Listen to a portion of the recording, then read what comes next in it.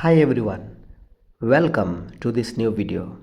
Dear students, in this video we will discuss the history of class 8 chapter 2, that is from trade to territory. The company establishes power. Hindi में व्यापार से साम्राज्य तक company की सत्ता स्थापित होती है। इस वीडियो में हम क्विज के रूप में क्वेश्चंस को डिस्कस करेंगे। यदि आप इसे ध्यान से देखते हैं तो आपका परीक्षा के लिए बहुत हेल्पफुल होंगे। तो चलिए शुरू करते हैं। The first question is why did European companies come to India? यूरोपीय कंपनियां भारत क्यों आई? Options are religion, trade, rule या एक्सप्लोरेशन। धर्म, व्यापार, शासन या खोज के लिए आए थे।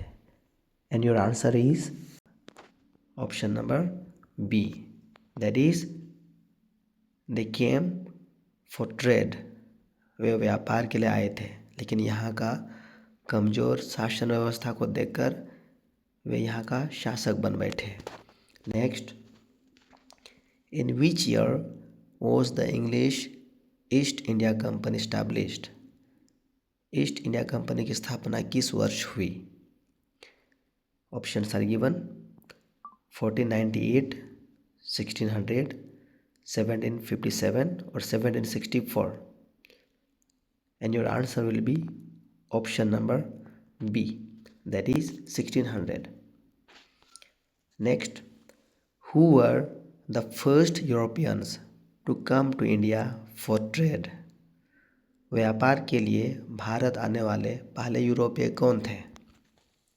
Your options are British, Dutch, Portuguese और French.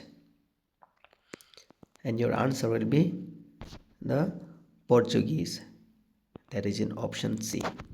Next, when was the battle of Plassey fought? Plassey का युद्ध कब लड़ा गया? Options are 1757, 1764, 1761, 1775. And your answer will be option A, that is 1757. Students, यही लड़ाई था जो अंग्रेज़ों को भारत में कब्जा करने का रास्ता दिया। Next, who was defeated in the battle of Plassey? Plassey के युद्ध में कौन पराजित हुआ? ऑप्शंस मीर जफ़र, सिराज उदौला, मीर कासिम और Hyder Ali. And your answer will be option number B, that is Siraj Uddaula. Siraj Uddaula के हारने के बाद ब्रिटिश किसी से नहीं डरे। वे बंगाल पर पूरा कंट्रोल जमा लिए। Next, when was the battle of Buxar fought? Buxar का युद्ध कब हुआ? ऑप्शंस आर 1757, 1764, 1770 और 1780. And your answer will be option number B, that is 1764. Next, what does the term Deewani mean? दीवानी शब्द का क्या अर्थ है? Options are rule, collect land revenue, make laws, a command army, शासन करना, भूमि कर वसूलना, कानून बनाना या सेना चलाना। And your answer is option B, collect land revenue, यानी भूमि कर वसूलना। दीवानी का मतलब होता था अंग्रेजों को यहाँ की ज़मीनों से कर वसूलने का अधिकार मिला। Next, which regions Diwani did the company receive? Company को किन क्षेत्रों की दीवानी मिली? Options are Bengal, Bengal and Bihar, Bengal, Bihar and Orissa, Awadh. And your answer will be option C, Bengal, Bihar and Orissa. Next, who introduced the subsidiary alliance? Subsidiary alliance किसने शुरू किया? Options are Dalhousie, Wellesley, Hastings और Cornwallis. And your answer is Wellesley. Next, What were Indian rulers required to do under subsidiary alliance? Subsidiary alliance के तहत शासकों को क्या करना पड़ता था? तो क्या करना पड़ता था? ऑप्शंस आर पे less tax, keep British troops and पे फॉर देम, लीव थ्रोन और convert religion. And your answer will be option B, that is keep British troops and pay for them. ये कानून बहुत ही खिलाफ था, ये कानून बहुत ही अन्यायिक कानून था. देखिए इसमें क्या होता था, सब्सिडियरी अलायंस में ब्रिटिश कंपनी ने यहाँ के राजाओं को बोला कि आप सैनिक रखिए, और कौन सा सैनिक? ब्रिटिश के सैनिक रखिए, और खर्चा भी यही के राजाओं को उठाना था. तो ये कानून ने यहाँ के राजाओं को कमज़ोर कर दिया. Next, who introduced the doctrine of lapse? Doctrine of lapse किसने लागू किया? ऑप्शंस वेल्सली, डालहौजी, कर्जन और हेस्टिंग्स. देखिए डॉक्ट्रिन ऑफ लैप्स ऐसे कानून, यानी कि यदि कोई राजा का बेटा नहीं होता है तो वह दूसरे का बच्चा को गोद नहीं ले सकते हैं, और इस स्थिति में राजा का राज्य या ज़मीन सीधा सीधा कंपनी के हाथों चल जाता था. तो ये बहुत ही ख़राब कानून था. इसी के चलते बाद में विद्रोह भी हुआ. तो किसने लागू किया था? Your answer will be option B, that is Dalhousie ने. Next, when was a state annexed under doctrine of lapse?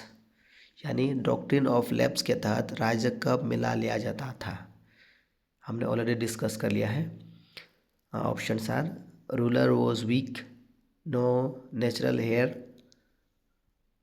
Tax unpaid, war lost. यानी स्थिति दिया गया है शासक कमज़ोर हो, कोई प्राकृतिक उत्तराधिकारी ना हो, या कर ना दिया हो, युद्ध हार गया हो. तो हमने पहले डिस्कस कर लिया, यदि नेचुरल यानी कि प्राकृतिक उत्तराधिकार ना हो, किसी राजा या रानी के बेटे ना हो तो दूसरे को गोद नहीं ले पाते थे. Answer is B. Let's see the next. Who was known as the tiger of Mysore? Mysore का शेर किसे कहा जाता था? ऑप्शंस आर हैदर अली, टीपू सुल्तान, रंजीत सिंह और Nana Sahib. And your answer will be B, Tipu Sultan. Next, how many Anglo Mysore wars were fought? Anglo Mysore युद्ध कितने लड़े गए थे, यानी कि कितने युद्ध लड़े गए थे? ऑप्शंस आर 2, 3, 4 और 5. And your answer will be option C, that is 4. Next, who were the sepoys in the company army? Company की सेना में सिपाही कौन थे? Farmers, Indian soldiers of company, traders और ऑफिसर्स. हिंदी में देखते हैं, क्या उसके सिपाही किसान थे, कंपनी के भारतीय सैनिक थे, व्यापारी थे या अधिकारी थे? And your answer will be option number B, Indian soldiers of company.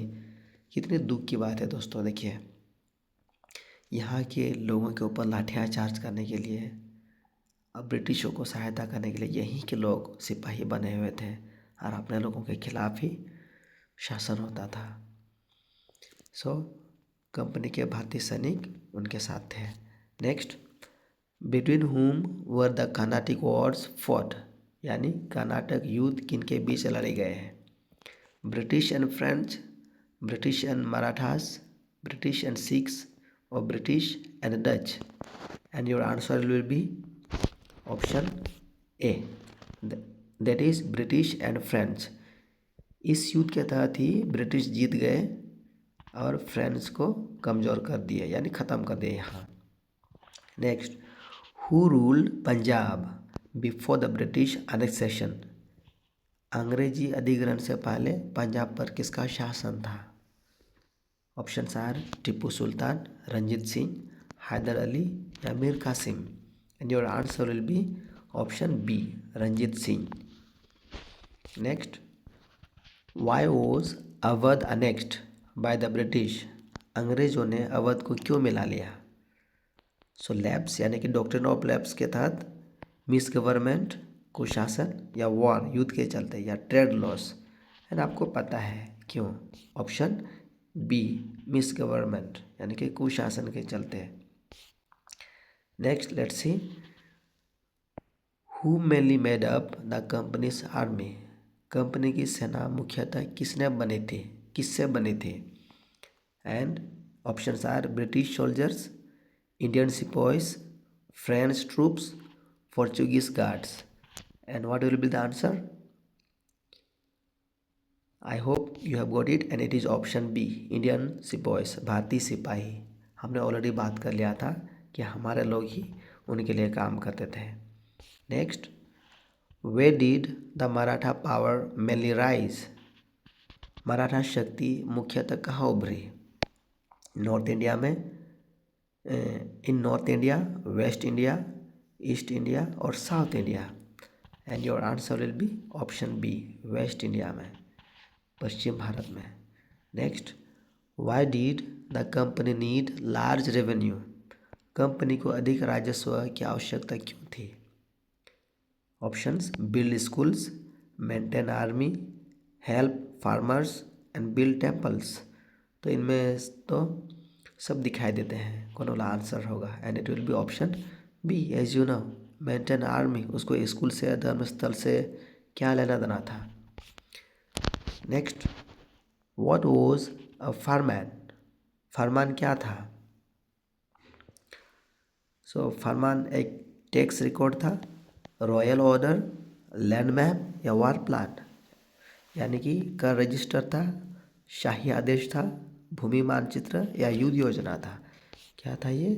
ये था आपका ऑप्शन बी रॉयल ऑर्डर, शाही आदेश। फरमान का मतलब होता था शाही आदेश, जो उन्होंने आदेश दिया लोगों को पालन करना पड़ता था। Next, where was Fort William built? Fort William कहाँ बनाया गया था? ऑप्शंस आर मद्रास, बॉम्बे, कलकत्ता और Surat. And you know the answer, it is C Calcutta. Calcutta, आजकल इसको कोलकाता बोलते हैं।